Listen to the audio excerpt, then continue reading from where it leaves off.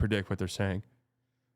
They trade the first overall pick or some shit like that. Watch some Arcady trades. I really don't want to. Atlanta Hawks. Trae Young rejects an extension offer. Is that really the biggest fear? My biggest fear is the economic collapse of the world.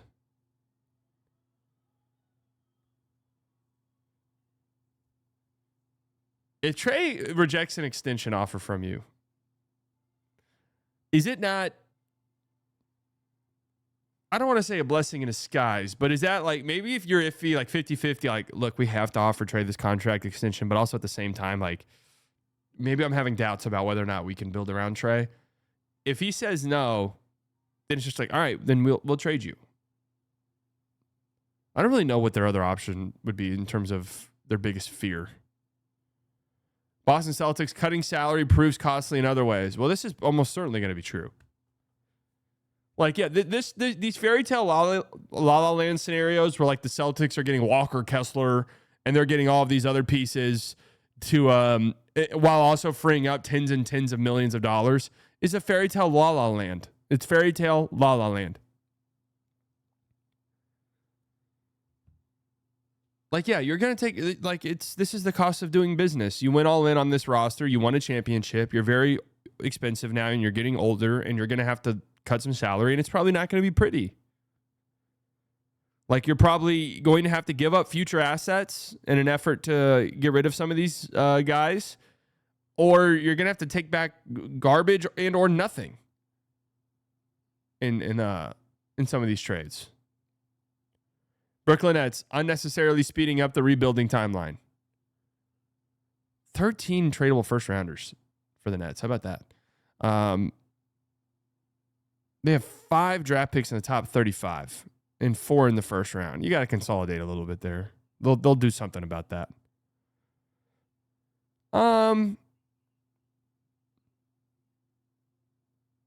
It depends. Okay, they're saying going after Giannis is a mistake.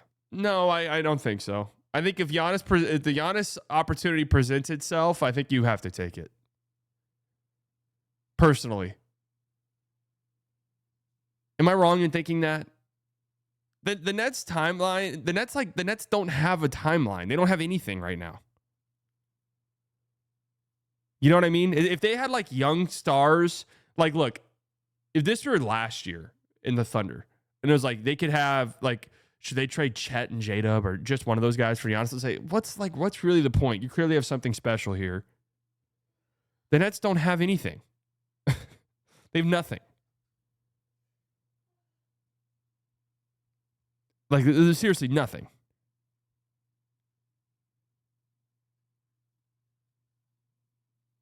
Charlotte Hornets failing to absolutely nail the 2025 draft. Yeah, shout out to our guy.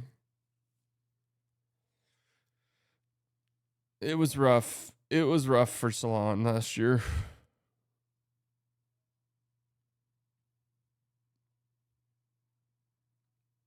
It was rough. Yeah, he wasn't very good. But to be fair, the whole thing about him was like, he's going to be terrible. Like, that's what people are saying about him. It's like, he's going to be bad at first.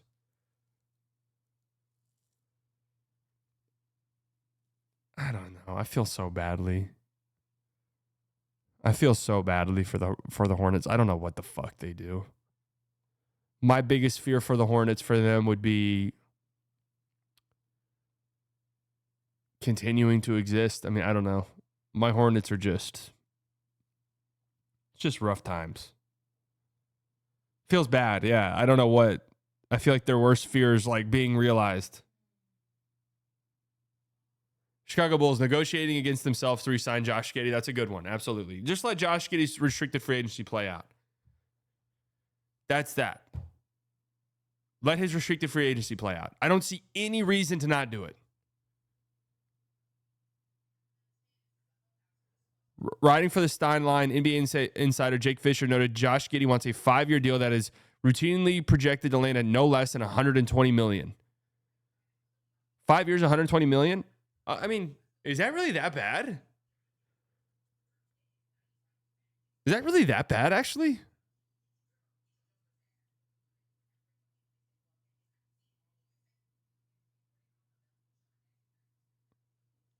What is that, like $25 million a year? I feel like if that's the contract, you're feeling pretty fucking good about that. Yeah, at 30, I agree. 30 is...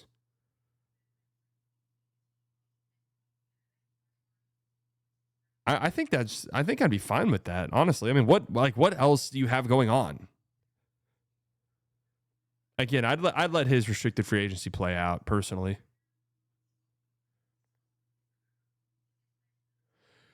Cleveland Cavaliers, Dan Gilbert gets pocket shy.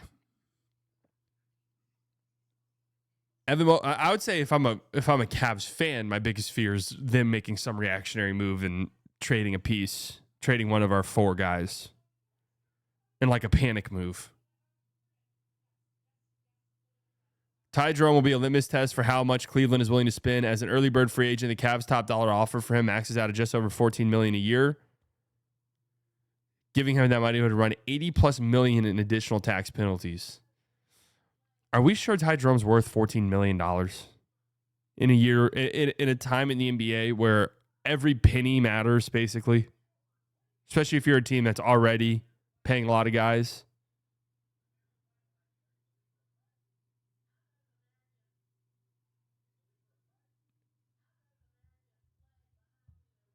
If Ty gets 14, they have to trade someone else away. Well, they did give Okoro a contract last year. We'll see. I get this is a fear, and I don't think Ty Jerome walking in free agency is like that greatest fear realized. I think it's like trading Jared Allen or something. Dallas Mavericks Nico Harrison strikes again. Oh my God. Surely for his encore this past February, Dallas Mavericks team president Nico Harrison won't trade the number 1 pick and the draft the Cooper Flag for a more established veteran, right? Right? I'm just already annoyed of all of this shit. I'm just so annoyed of all of it. It's just, you know, someone just come on. It's not going to happen. It is the biggest fear, though, for sure. Denver Nuggets, Josh Kroenke doesn't listen to Nikola Jokic. Now, I think a lot of our answers are, oh, wow. Wait, Josh Kroenke, what the fuck happened here? Josh Kroenke said this? This is an actual quote? Oh, man. Hold on a second. So Jokic, after the Game 7 loss, says, we definitely need to figure out a way to get more depth. It seems like teams that have longer rotations and longer benches are the ones winning. Josh Kroenke said this. I think a lot of our answers are internal right now. You know, with where we are from a roster standpoint, we have guys locked into contracts. Oh, Jesus. That is slightly low-key defending Nico. At what point did I defend Nico at all there? Would love to know.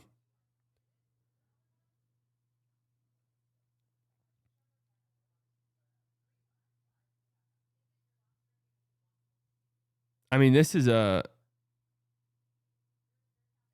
of a shocking quote.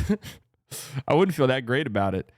Also, to Kroenke's credit, he also said Denver would be very active. I really don't know what active looks like for them, unless it's trading Jamal Murray.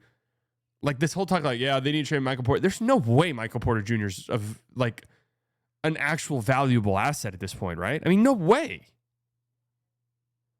Detroit Pistons, the front office overreacts to this season's success. Don't overdo anything. Showing ultra aggression on the free agency or trade markets is a ladder. Reading too much into onset success is how you become the Atlanta Hawks. Well, I don't know. If an aggressive trade presents itself, I think they should try to do it. I don't think that's the worst. Golden State Warriors, Jonathan Kuminga's free agency blows up in their face. Okay, let's see. 3 nightmare scenarios for Kuminga. 1, Kuminga signs an offer sheet with another team that is so unpalatable to the Warriors, decide not to match it and instead let him walk for nothing. What would that even be? What team's doing that, though? Nightmare scenario number 2. Kuminga puts pen to paper on a ridiculous offer sheet that Golden State feels compelled to match, but is at risk of aging poorly, nuking his future trade value and hamstringing their cap sheet. Nightmare scenario 3. Kuminga signs his qualifying offer, plays out the season with veto rights on any trade, and leaves for nothing as an unrestricted free agency next summer. Wait, you have veto rights if you take the qualifying offer? That's pretty fucking funny. The third one's really not that much of a nightmare to me. Second and first one is definitely nightmare fuel. I guess we'll see with Kuminga. I just can't imagine offering him a stupid amount of money. Just can't do it. Houston Rockets, nothing is done to improve the offense. Well, yeah, that would be quite the problem, but I doubt that happens. They're going to be aggressive. I would say my bigger fear is that they're overly aggressive. That would be my bigger fear. Not talking like Giannis. I'm talking they cut into like one of their young guys to go get KD because they're that desperate. That would be my bigger fear. Indiana Pacers, conservative spending prematurely tears apart a legit contender. Yeah, they haven't paid the tax since what, like 2004 or some shit.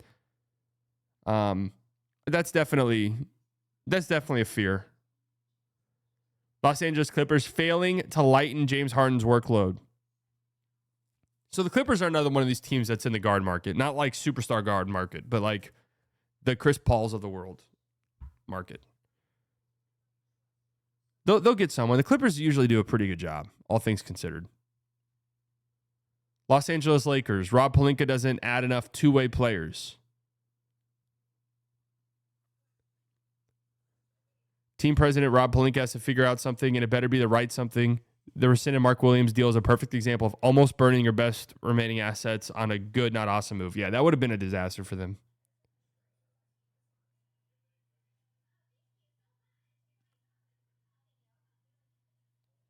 Pelinka sucks at his job, so I wouldn't be surprised if this happens. I'm telling you, man, they're going to have an interesting offseason. Memphis Grizzlies. Jaren Jackson Jr. doesn't sign some kind of extension. Jackson can sign a 4-year extension of his current 2025-2026 salary, $23 million, which comes to an average of $36 million per year. You can renegotiate and extend Jackson, which would give him $47 million per year.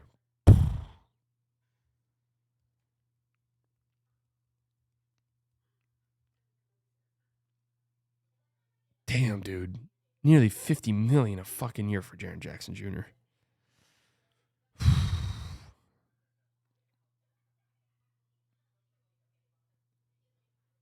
In 2026, he's eligible for a 5-year, nearly $300 million deal.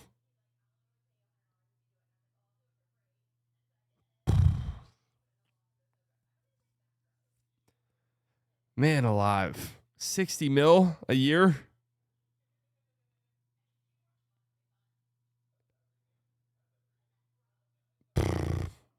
Miami Heat, the offseason unfolds. I'd say that's my biggest fear, honestly, is paying him $60 million a year. Miami Heat, the offseason unfolds at the expense of 2026 flexibility. That's a great one. That is a great one. They've got $30 million already for next season. There's almost no chance Wiggins declines a $30 million player option. So they'll have $30 million. What the hell is this sentence? Then again, we know Pat Riley led front office isn't one for the R word. Oh my God.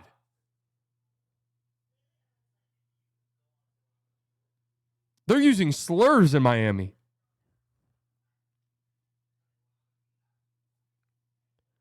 Yeah, we already know they're not going to make any move that will lead to them not being a player in free agency next year. Cancel Pat Riley and the Miami Heat. Milwaukee Bucks, Giannis Antetokounmpo requests a trade. So this is the 2K brain in me and the fact that I'm not a Bucks fan. Part of this to me wouldn't be a big fear, to be honest with you. Because in some ways it's just like it's time to rip the Band-Aid off. It's an inevitability. It almost feels like at this juncture. Let's just sort of jumpstart a rebuild. It was good times, but it's time to move on. But then I think about it. If I'm a Bucks fan, I do probably look at this and squint my eyes. If I'm a little bit biased, I say, "Yo, like, are we sure we're gonna be bad next year, even with Giannis? Like, even though Dame's hurt, the East fucking sucks. Like, we could easily win 50 games next year." which they could. The thing is if there's a bidding war for Giannis, man, they're going to get so much. If you don't have control of your picks, how do you jumpstart a rebuild? They'll get their picks back in these trades. Whatever team it is. The Nets have so many first-round picks. The Bucks will tell the Nets, talk to the Blazers, talk to the Pelicans. We want some of our picks back on top of your picks. This would be like the Nets end up trading like the equivalent of 10 first-round picks type of deal.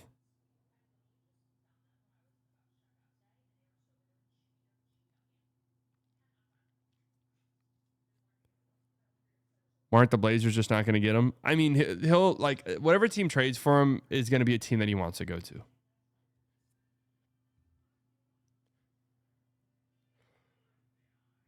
Both Naz Reid and Nickeil Alexander-Walker leave. So it seems like a foregone conclusion. One of these guys is leaving between Julius Randle, Naz Reid, and Nickeil Alexander-Walker. I think Nickeil Alexander-Walker is probably the guy who leaves. But yeah, if Reid and Nickeil Alexander-Walker leave, yeah, that would suck. That would suck. The Pelicans. Assets are burned to help evade the tax. How far away are they from the tax? $5 million, factoring in the number 7 overall pick, and that doesn't include bringing Bruce Brown or using the mid-level exception. I think they could get under that. I mean, I don't. I would say my bigger fear for them would be like trading Herb or Trey Murphy for 50 cents on the dollar. The Zion stuff is also a much bigger fear for me than them trading a future second-round pick to get off Kelly Olynyk or some shit. When are you doing a face reveal? I'm just so nervous to do a face reveal. I'm just like, the internet's so mean, as shown by the Fanspo incident earlier. New York Knicks, Mikal Bridges doesn't sign an extension. So this is actually a genuine fear. I'm not sure why Mikal wouldn't do it. And the thing is Mikal and his agent can bid the Knicks over and be like, you traded 5 first-round picks for me. What are you going to do? Let me walk? There will be teams next year with money to spend that will want me. 4-year, $150 million.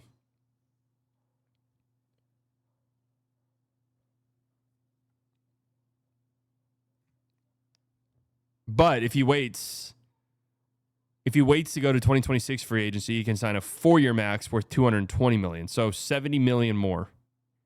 Or 5-year max. Holy fuck. 5-year max worth $290 million. Oh. No, you can't pay Mikal $60 million. Let's just get there. I think 39 is pretty fair.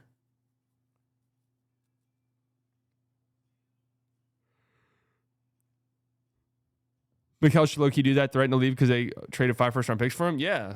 He'll do that, I bet. Thunder, aliens abduct Shai Gilgeous-Alexander. Yeah, that's really it. There's what's my biggest fear if I'm the Thunder? I guess losing the finals is my biggest fear at this point. Magic last summer repeats itself. If the Magic don't get like an actual shot-creating guard, huge failure on their end. Huge. Last year, maybe you could have excused it as, oh, they're younger and let them just kind of work some stuff out. If they don't make a play for some type of young shot-creating guard, then I'm done hearing about him. How about that? I'm done hearing about him. God, this fucking image is cursed. I honestly forgot Joel Embiid existed. Number 3 picks becomes collateral damage of a short-sighted move. Yeah, I think I agree with this. My actual number one pick, my number one fear, if I were a Sixers fan, would be we trade the 3rd overall pick in what is essentially a Paul George salary dump. Like, we'll get some stuff back, but like it's essentially a Paul George salary dump. That would be my biggest fear. Dude, that Embiid contract, he has 4 years left. Oh my God. Wow. That's so bad. That's so bad. Why did they give him that? Ah! Paul George, 3 years, 160 left. Holy fuck. Phoenix Suns, Devin Booker requested trade. I have to be honest with you. If I'm a Suns fan, this is not a fear of mine at all. Any scenario in which our team gets blown up and maybe we get picks back and we can just rebuild, that's not a fear of mine. This team sucks and they're pathetic. So that's not a fear of mine. And my biggest fear actually is Kevin Durant being on the team next year and Bradley Beal being on the team next year, and we're just running back this same shite again. And then KD leaves for nothing in free agency. That's actually my biggest fear. This is not. If my team, if the Suns reset, then so fucking be it. Portland Trailblazers, the front office feels pressured to expedite the timeline. I think there's pathways for the Blazers to be aggressive, and it makes sense. I don't really know what that move would look like for them.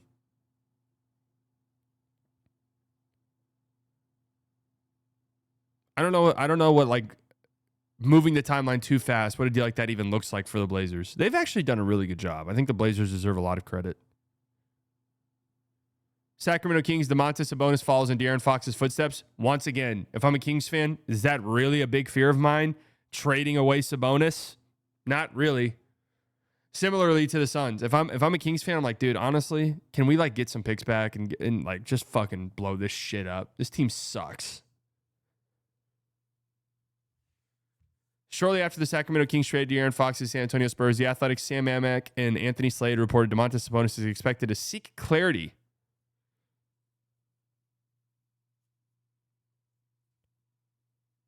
Kings could blow up, get picks, and be as good as they are now. Yeah, exactly. Like, if I'm a Kings fan, this is not a fear of mine. In fact, I'm hoping for it. Spurs, the front office fails to act on pending roster overlap. The Fox trade is just kind of so weird. There's no way. There's no way. If you took a time machine and went to the Spurs and said, hey, you guys get the second overall pick in this upcoming draft, they don't do the Fox trade, do they?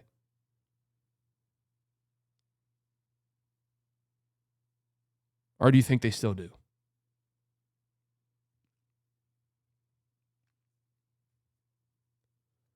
I don't think Fox is like a piece of this team. I don't see it. I don't close my eyes and see Fox like there when they're really good.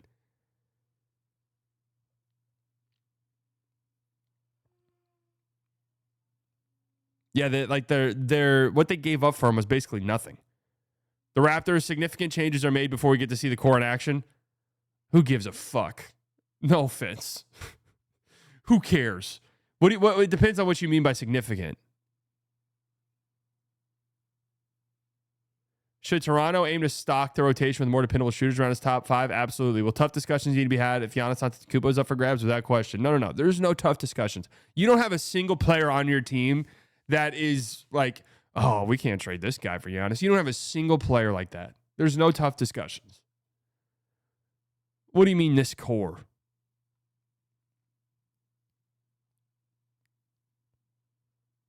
Would I try to keep Scotty Barnes in potential Giannis trades? Yes, I would try to keep him. Would Giannis and Scotty Barnes be kind of a weird pairing? Yes. Utah Jazz, the number 5 pick, doesn't have building block potential. I think my biggest fear is another report coming out that a team offered 5 first-round picks for Larry Markkinen, and they said no. Wizards, they don't add someone who could be the lead guard of the future.